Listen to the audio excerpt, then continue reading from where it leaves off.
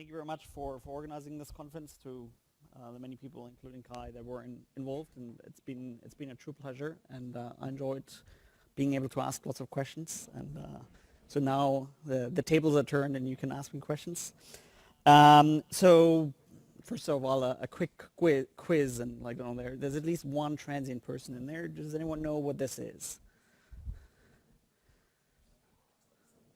It looks like a simulator. It is not a simulator. It is an actual HST image. It is the HST image of SN 9094D, which is a supernova which went off relatively close to us. It is a 1A supernova. That means an exploding white dwarf. And as I said, physics meets machine learning, or machine learning meets physics. I think I should start with a physical puzzle. So we have a relatively small, Earth-sized, unassuming white dwarf, and the mystery that we're faced in supernova research is why does such a thing explode? I mean, normally they just cool for eternity and nothing happens, but there's some sort of miracle involved, and after this miracle happens, we essentially have an exploded white dwarf. And so this is sort of the state that we get from simulations. We have some distribution of elements. Essentially in the middle we have lots of radioactive nickel being produced, and that's what powers a supernova. So for the computer scientists in the room, essentially the supernova is not powered by the burning or the explosion, it's powered by the decay of nickel-56 afterwards. And we're still not quite sure why these things explode and how these things explode. There exists mainly two theories. One of them is the white dwarf just slowly burns within a few hundred seconds, which is called a deflagration, and the other one is a detonation, where essentially you have a shockwave racing through the white dwarf, and they actually that's unfortunate. They should make, they do make slightly different predictions. Unfortunately, on the projector, the difference is not that well visible. But I mean, let's say they have two different outcomes. So now the question is, how do we measure this? Because we can't stick anything into the white dwarf. The only thing that we see is light curves and spectra, taken, for example, by ZTF, to shout out to the audience. So essentially, we have a young exploded white dwarf, and it expands. The red circle is so-called photosphere. You can imagine it like a star that is slowly expanding, and on top of this photosphere you have material, and this will become important later. So we then take a spectrum 6 days after the explosion, and then we go further and expands further, and so we get another spectrum. So everything above this red line we see, and so we can go back and we can model these spectra to reconstruct the exploded star and go back and see what was the explosion mechanism and so on and so forth. So essentially, this is the problem I'm faced with. The question is, you will ask me, what does this have to do with machine learning? But you will see. So the way we do this is we use a TARDIS radiative transfer code, and I'm Wolfgang Kerzendorf, and I give this talk on behalf of the TARDIS collaboration. Currently, I'm located in ESO, but I'm in transition, so to speak, and next we'll go to Flatiron and NYU, and then join Michigan State University in a year's time. So the TARDIS radiative transfer code will help us convert the model that we see into a spectrum. And then obviously that's not what we want. We want to put a spectrum in and then get the model back. So first of all, what is TARDIS? TARDIS is 1D steady-state Monte Carlo radiative transfer code. It is very fast. It makes several approximations that make it easier to simulate, but fast means minutes. And we'll see that this is still a problem. It's based on well-tested Monte Carlo techniques. It uses the so-called photosphere approximation, and it's developed with fitting in mind. This is the papers. It's community-driven. It's open source. We talked about this. It's BSD3 licensed, so people can just download it. They can contribute to it. It's a research and teaching tool. It's a multidisciplinary collaboration. And I will talk about one specific thing that I research on with TARDIS, but I mean, there's multiple things that are going on, and you can talk to me about this in the break. It's used in a wide variety of studies, and it's a group of fun people. And when I started in astronomy in academia 10 years ago, I always was drawn to interdisciplinary science. I think like, the real cool things and the real interesting things happens when you stick people in the room that don't speak the same language, that think differently about problems. So we have normal astrophysicists, whatever you call normal. I mean, I'm part of the group, so we have astrophysicists in this team. But we not only have astrophysicists, we also have we have also statisticians, who is Frédéric Boujon and Hans Eggers, who's in South Africa. We have computer scientists, and for the astronomers in the room, computer scientists are not programmers. You can think of them as applied mathematicians.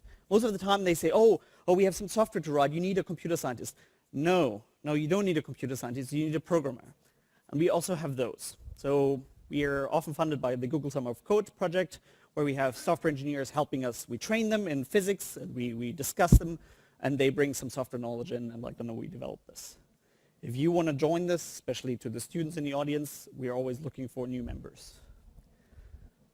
The TARDIS model, back to the physical problem at hand. We have homologous expansion. We have parameters, and I mean, in this case, we're just assuming abundance of gas close to the photosphere. We have the inner boundary, which is a parameter, has a temperature and radius. And then we put this into TARDIS, and we come up with a synthetic spectra that we then compare somehow, and we can talk about how we compare this to the observations. We tweak these parameters and find something out.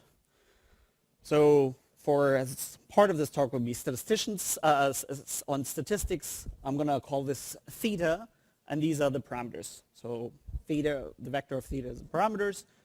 And essentially, it is an inference problem. So you have these spectra, you want to go back. For this talk, I'm going to focus how do we recover these parameters, so one of these thetas for one of these spectra. Obviously, the end product will be all spectra going into multiple thetas for sort of each epoch. So that is a large search space. It's roughly 15 parameters. Like a simple case for one spectrum is 14 parameters. Evaluations is 1,000 seconds, so this is not something that you sort of do with Levenberg-Marquardt, where you just sort of minimize this. And it's a very complex search space. Each of these parameters is highly correlated. Increasing the silicon abundance will change the radiation field, and then will make other ions or make other atoms more ionized or less ionized. So for one spectrum, it's 10 to the 6 CPU hours, which is doable, but that's not what we want to do. Especially we want to fit thousands of spectra, which will come out of projects like the ZTF or LSST. Whenever I talk inference, this is the wonderful formula I use. We can discuss if this is the right formula to use, but I think that's a useful formula to use. So I'm today talking about mostly the model creation and how do we deal with the models. Obviously, what is the likelihood function, what is the prior, are important things to discuss, but they're not for this talk because I only have 6 minutes and 55 seconds left. So one of the first things we did is we said, people do this manually, which 15-dimensional parameter space is not an easy task. Can we do this? And the first thing we did was a computer science student, Vitas. He sort of said, if we want to just have the maximum posterior, we want to make find one spectrum that fits very well. We do with the maximum posterior, and we see differential evolution. We threw differential evolution at the problems.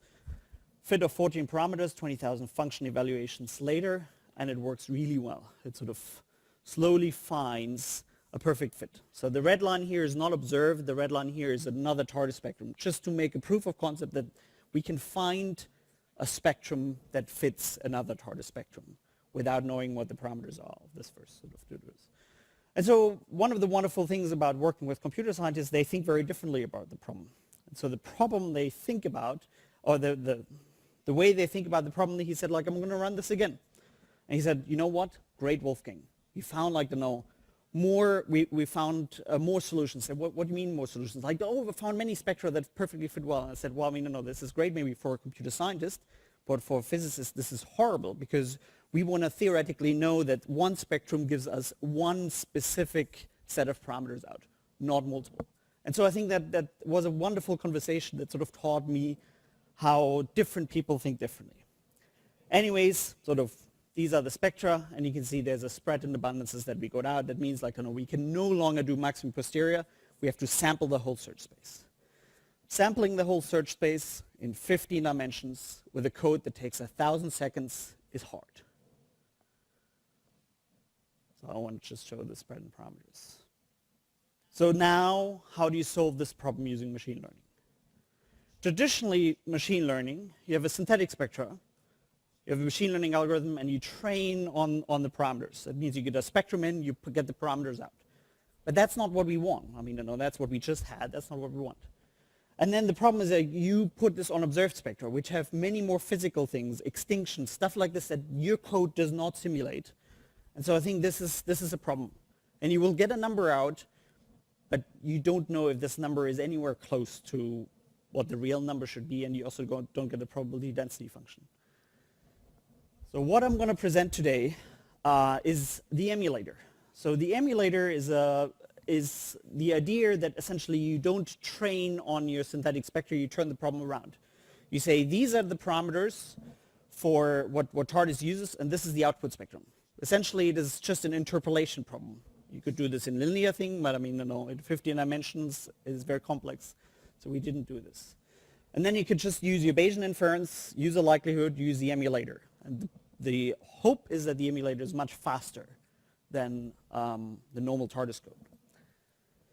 So this is Stefan Litzau's thesis. He was a master student of mine, like a very bright young guy, and was snagged up by the self-driving car industry like that, because, I mean, in academia it's hard to offer something comparable.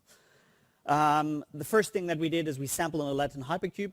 So this is hyperuniform sampling, where you sort of try to have a uniform density of points even though you randomly sample. So you can see in the upper right corner, if it's just purely random, you will sometimes miss areas of the search space. What we then did is we took all the synthetic spectra, did a PCA on this, and essentially decomposed the synthetic spectra in PCA space, and then interpolated in PCA space. And that is sort of, PCA emulators are nothing new. I mean, they're used in multiple things. Meteorology, I think I saw one example, but I think I've only seen one paper in astronomy that uses them. So we use Gaussian processes. That gives us the advantage of having uncertainties for each interpolation. We can ask the Gaussian process, where are you most uncertain, and put a point there. In theory, that was what he was going to do for his PhD project before he was snagged up. So essentially, you have this, you have the TARDIS parameters, the Gaussian process, PCA of spectra, synthetic spectra. And it works really well. I mean, while the curves don't quite fully match, it is a very good match for what you're doing with observed spectra. So this is very good, and it's a factor of 100,000 faster. It takes a millisecond to evaluate this. We did a fit and sort of reconstructed this, so you can see like 68% quantile. It's not a perfect fit, and there's still problems there, but it works really well. The main problem is that it worked for 12 of the 14 parameters, and we introduced two more, specifically to specific parameters. Then the problem was that you would not get a good thing. So essentially, after he quit, I thought, what do you do? And I went to a machine learning person and explained this whole problem that I had. And he said, these emulators, that's a great idea, but the algorithms used, I don't know. And he said, let me do this I think we should use deep learning on this. And I said, fine, here's a data set, show me that it works. And essentially, he made a fully connected neural network, 7 layers. This was his first attempt, and 500 nodes each. So the spectrum is 500 nodes, essentially. And you make the synthetic spectra. And it works. And it works really well. And the cool thing is, it works with all parameters. It works with all 14 parameters. And I said, 14 parameters is sort of the small scale problem. In the end, we want 50 parameters. And he said, shouldn't be a problem. So I'm super excited about this, and we're just training a new grid now where we will train on and where we can sort of make a neural network emulator. So machine learning and physics is emulators. We have better interpolation using deep learning. Emulators can stem much bigger problems than I think just TARDIS. I think they're really cool for physical problems. And I think we find a useful likelihood function and fit a time series. So essentially, the new complex problem that we want to fit is 50 parameters. And so now I have 22 seconds left, and I'm going to go a little bit over time, if that's all right, because now I want to like, quickly sort of hint at something that I'm doing that I would love to have the audience interested or have to think about. So we'll beep in a few seconds. I think one thing that, has been a little bit discussed here is this untapped data source, which essentially is our papers that we do. Can one switch this off for a second or no? You cannot switch it off. I see. There are rules. So it's going to take me one more minute to sort of explain this. Essentially, we publish a lot. So the submissions to AstroPH archive double every 14 years. And so I think that's a lot, and we need to keep up with this, especially as this is an integral. It's not only like, going up. And our cranial capacity does not. So we have to think about something else that we do. So I've started the Deep Thought project to think about these things. And sort of the first thing I did is I took all archive papers, made them into document vectors, and made it easy for us to compare. This is one of these document vectors. And the service I'm talking about today is this Open Supernova / Deep Thought service where you can put a paper in and essentially get similar papers out. And if this is useful to you, and I'm going to stop in a few seconds here. If this is useful to you, I would love to hear what would be more useful. Is there something else we should be doing? One of the things we will be doing with this is identifying referees, which will be happening for the upcoming ESO proposal deadline. So anyways, I would like to have your comments on this. And with this, I end my talk, and there's already a question.